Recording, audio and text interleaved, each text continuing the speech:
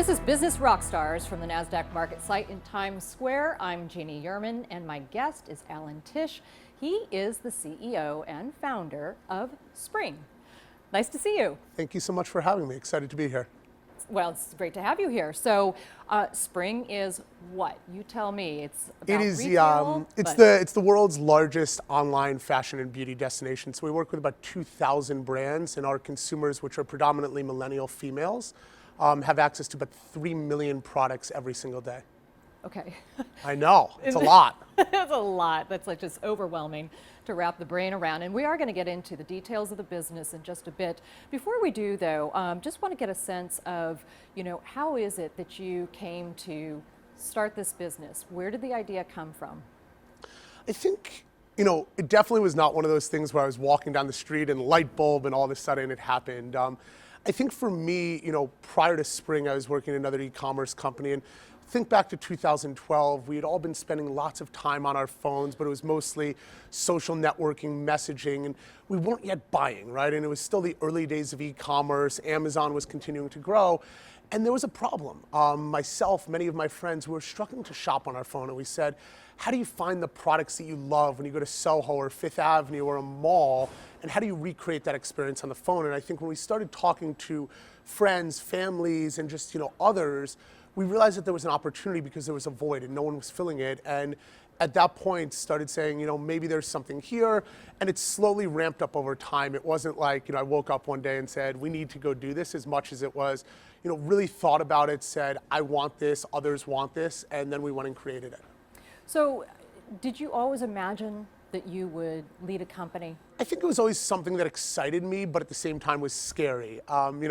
Growing up, looking at others leading companies, watching CEOs in the news, and IPOing and things like that was very exciting. But at the same time, I think oftentimes people think that being a founder or CEO is all glory, but in reality, what it means is that you actually have more responsibility. You're responsible for your employees, you're responsible for your customers, for your vendors, for everything associated with that. And I think I always, from the beginning, kind of was excited, but also a little bit scared. So tell me about kind of the moment when you started thinking, I think I might want to start a business, and the process and how you eventually just flipped the switch and just went for it. How did that happen? I think, it took time. I think it took a lot of conversations. The number one thing that I would say I learned is that, talking to as many people as you can in the early days of a startup is probably the most helpful thing. So talk to your friends, talk to your family, talk to random people, say, hey, I have this idea. And you start, as you talk to them, you hear their questions, you hear their doubts, you hear their support. And as you do that, you start to build a confidence. And, for myself, I ended up meeting my co-founder, who was our CTO, and we kind of said, you know what? Let's just start this. And we started slow. We dipped our feet in the water, right? I said to him, just come over to my apartment tomorrow at 9 a.m. We'll start working on it. Then we worked, and we said, come over tomorrow at 9 a.m., come over tomorrow at 9 a.m. About a month later, we're like, you know what, maybe we should get some desk space. So we ended up moving into one of the first WeWork locations in New York. If there were kind of some key components that you think any entrepreneur needs to have in, say, like a virtual toolkit, what would those key components be? You have to just, whatever business it is, you have to care about, because at a certain point, it's not going to just be easy and straight up and to the right. I think, you're going to go through tough times, and oftentimes it really is that emotional roller coaster where the highs are high and the lows are low. So I think one is just whatever you are building, be passionate about it, because it's going to feel like work at a certain point.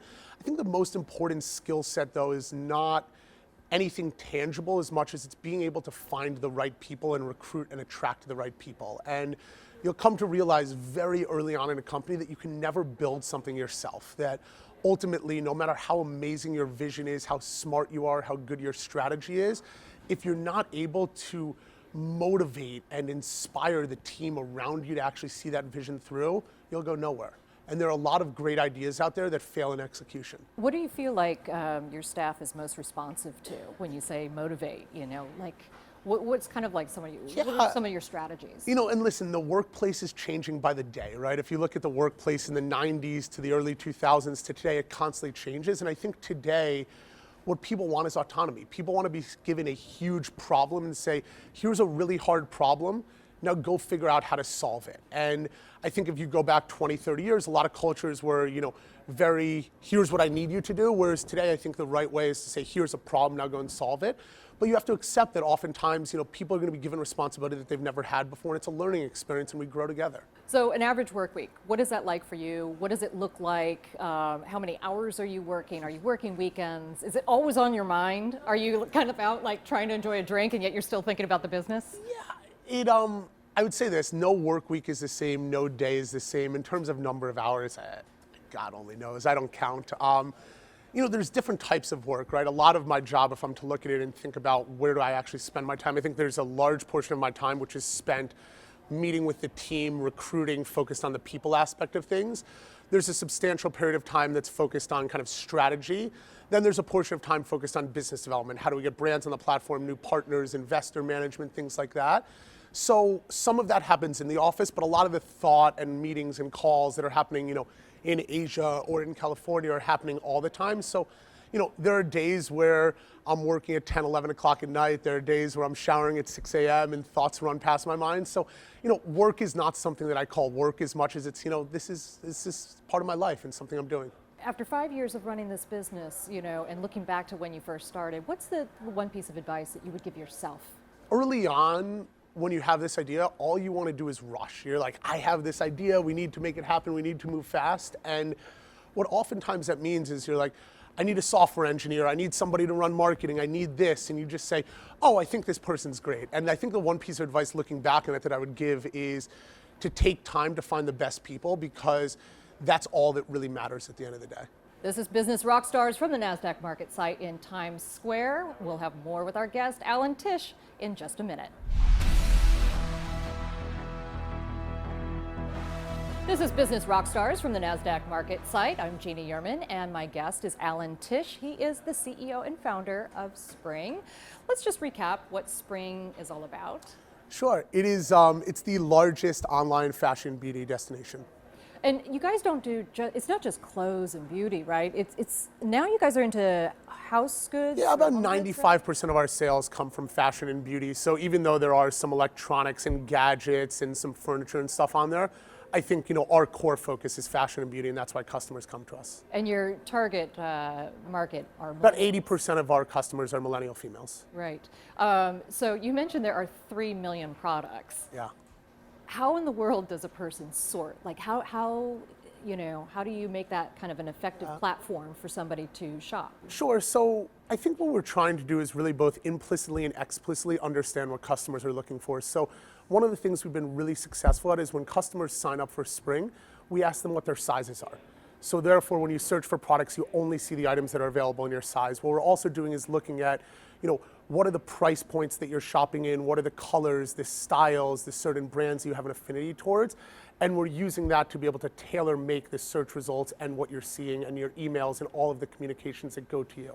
So you're using a little machine learning, or what do you? It's those are all buzzwords, but I think for us we call it really focused on creating a personal shopping experience for each one of our customers. How we go about that is really leveraging the data that our customers provide us in order to provide a more personalized experience. So the model for Spring, if I understand it correctly, you're partners with all of these brands, right? Yep. The way I was imagining it is it's almost like you guys have a marketplace. And all these vendors are coming to set up their booths at the marketplace. Does that seem about right? Is that an analogy? I think that makes it sound a lot like kind of a flea market like a in many bazaar. ways. I know. But and the I've way that seen we some of the the way, clothes. It's yeah, not the a way flea we market. think about it is it's an online version of Fifth Avenue or Soho. So Yes. if you think about walking down Fifth Avenue, on one side of the street you have a Michael Kors store, on the other side of the street there might be Nike and then Adidas. And for us, similarly, if you come to Spring, all of these stores have kind of online flagship stores on Spring. Right, and it's kind of high-end to middle range products? Our customer is really what we've realized in talking to our customers, they're not only looking for great deals, but sometimes they're looking for that luxury purchase, that splurge on a great bag or a shoe or an accessory. And the millennial consumer today is no longer just shopping one or two brands. Instead, sometimes they're shopping basics where they're buying t-shirts for $10, $20, but they might want that $500 handbag to really go all out. So on Spring, you're able to shop incredible brands like Gucci, but at the same time, you'll find Nike, Adidas, Kate Spade, and a lot of other amazing brands. And I thought I had read that you guys have kind of broken it down, and maybe it was even you specifically noting that people shop in kind of one of two ways, right? Yeah. There's like the binge shopper versus the person who's kind of checking daily. Can you tell me about that? Yeah, I think there's really two types of behavior. We consider them to be kind of high intent and low intent. High intent is someone that comes in and says, oh my God, my shoes have a hole in them. I need this new pair of Nike shoes in size 12 and I need them today in this color.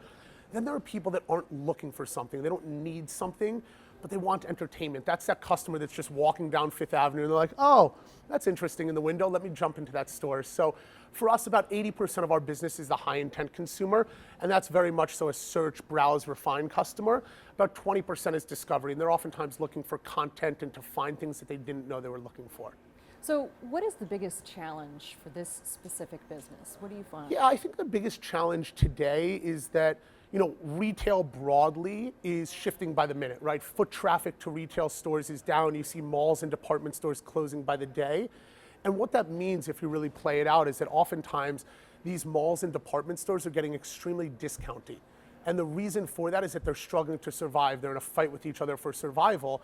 And what that means is the consumer expectation around pricing has shifted. And I think the number one challenge that the industry, and us included, faces overall is how do we sell things at a profitable margin for everyone involved. And speaking of profits, so how do you make your profits? You guys get just a thin little piece Yeah, of so each one of sale? our, one of the amazing things about Spring is that we have over 1.5 million customers, and our brands are able to list the products on Spring for free. They're able to open up a shop. So if you think about Fifth Avenue, you pay rent, and then you take all the risk, whereas on Spring, we take the risk, meaning we bring you customers, and we keep a small portion of each sale.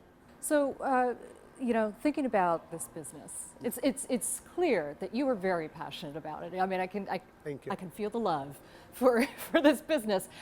What has been most rewarding about starting your own company?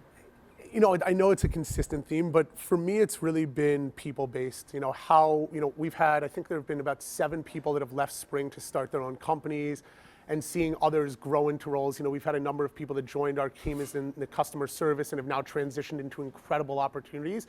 So I think seeing the growth of people for me has really been amazing. And at the same time, just seeing the success. When we started 5 years ago, it would have been a wild dream to think that, just 5 years later, I'd be sitting here working with some of the biggest brands in the world, having them trust us with their products, their customers. And I think seeing the team be so successful in such a short period of time is what's been most amazing. Well, it's been a pleasure speaking with Thank you. you so much. Thank you so much for You your as time. well. Awesome. From the NASDAQ market site in Times Square, this is Business Rockstars.